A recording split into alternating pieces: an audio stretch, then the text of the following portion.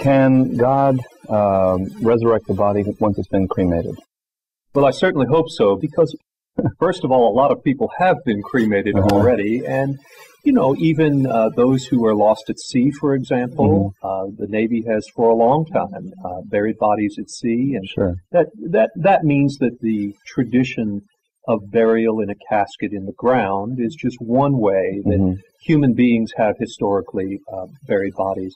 In the New Testament times, Jewish customs were even slightly different from ours. They had all sorts of subtle techniques about how they did things differently and separating the bones in a bone box and things of that nature. So there have been varied customs across time, and all along the way there's been a consistent sense that God knows who we are, how we are made, how we're constituted, and how we're put together, and that if God could make us all out of nothing to begin with, God can remember us well enough to put us back together in whatever resurrection bodies we're to have. That's great. Is there any theological or scriptural, evidence for cremation that exists?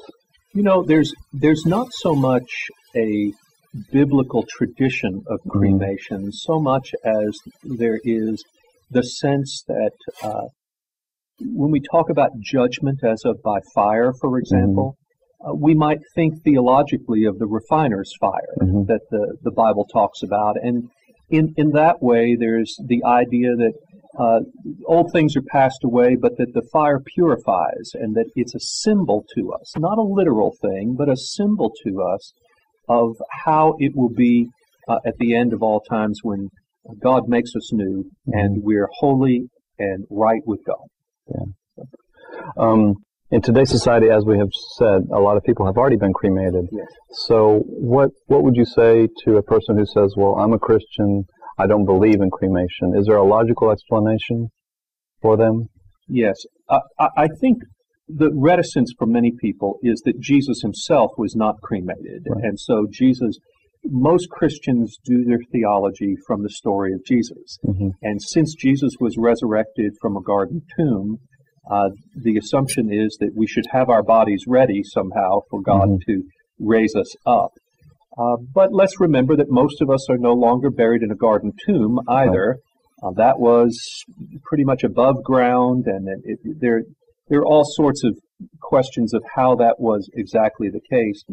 And I think that we can push that too far in trying to be somehow help God not have to work too hard to get our bodies back together in some sense. I surely think God is fully capable of being able to do that. So I wouldn't push that story too far. I don't think there is any spiritual peril in cremation. Right.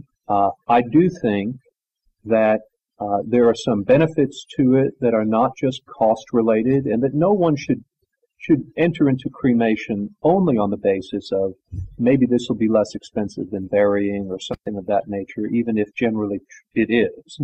That may be one factor.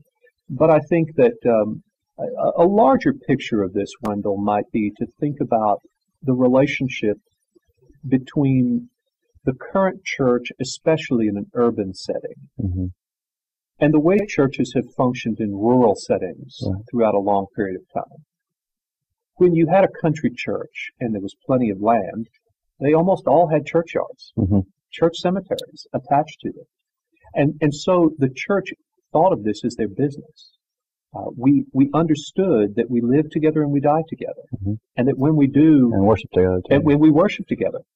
And there's also some beautiful things in the book of Revelation that kind of talk about how the worship of God is something that's going on all the time, even with the saints that have gone before us, so that the church today is even worshiping with the church that is in some way present with the Lord today.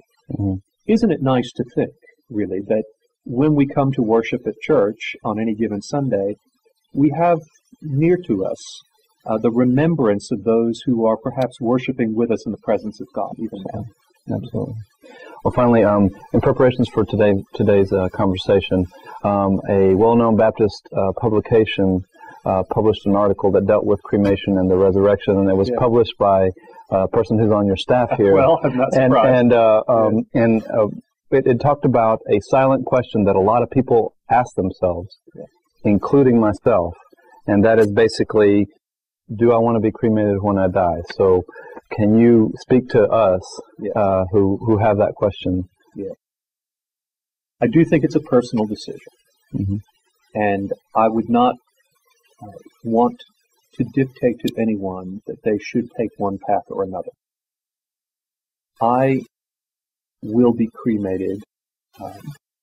My first preference is that I'm going to be present here, mm-hmm.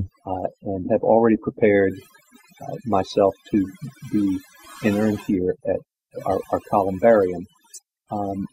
But the reason for that is that I do want to be among the people that I've cared for and loved here in this church for now 22 years almost is my tenure as pastor, and that I hope that my family will feel continuing connection to this church, and that rather than going to a place that has no spiritual significance to us, that we'll the family will be able to come back here and identify with this history. So for me, personally, that's a great advantage in terms of maintaining the connection and the bond to the body of Christ that is in this church. I don't have any sense of concern about my remains being in the form of ashes quickly or in the form of ashes over many years. Because when you are buried, even if you are embalmed, sooner or later it is earth to earth, ashes to ashes, dust to dust. How quickly are you going to get to the dust, to the ashes? It seems to me that that's somewhat irrelevant in the hands of a God who is able to make us to begin with and can remake us in the end. So these are my considerations. I do think that some economic realities are in play also, that for many people, cremation is an inurnment in a place like this, a less expensive process, therefore would less burden the people that we leave behind. And so that is a factor. I would only caution people about cremation in one way, and that is, we have a society that is often prone to denying death. And if cremation becomes for someone a way to put things out of their mind, to leave their loved one, they wouldn't have to view the body, they wouldn't have to be present with the reality of death, it could just be done easily and out of sight, then I would discourage that practice. But if there has been a thoughtful, caring, grieving process and a recognition of that person's death, then I think this is a good alternative. And the grieving process is so important to healing. It truly is. It becomes very important to be able to walk through the steps of recognizing that the death has occurred, to reverencing the body. And even at the point of cremation, one can have reverence for the remains. And part of the inurnment process in cremation is to preserve this tangible sense of the person's life in a place. And so I think with that respect in mind, cremation is a good option. I really appreciate your time today. Thank you for giving us the opportunity. My pleasure. Thank you.